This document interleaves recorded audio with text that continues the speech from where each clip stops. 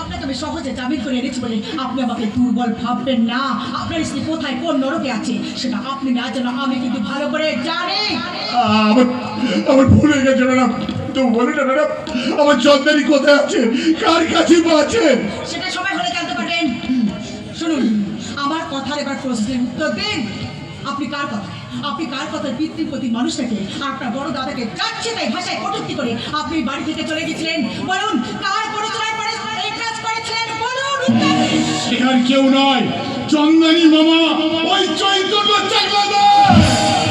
হ্যাঁ, ওই সূচনাতে আশীর্বাদ করার নাম করে ওই শয়তানটাই আমার মনের মধ্যে বীজ রোপণ করেছিল। তারপর থেকে আমার মনের রক্তটা জন্ম নেয়। বেশ মহাপুরুষের মতো কাজ করছেন না?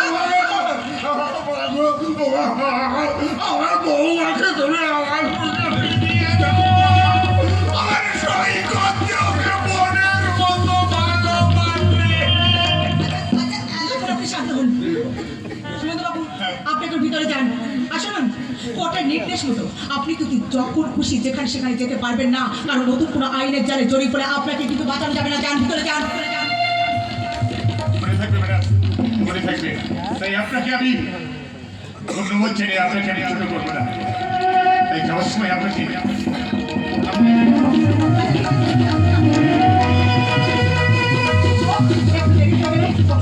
যেত না। পারছি না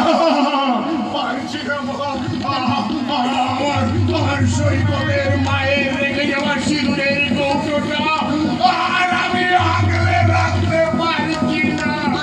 মাগো, তুমি যদি আমাকে অনুমতি দাও।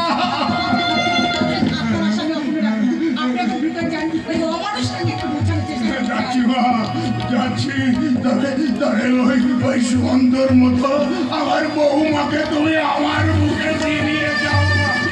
আমার বুকে ফিরিয়ে দাও।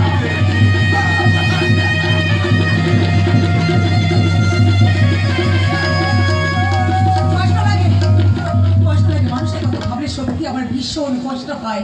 এত আঘাত সহ্য করেও কর্তব্যের খেয়াটা বেড়েই চলেছে।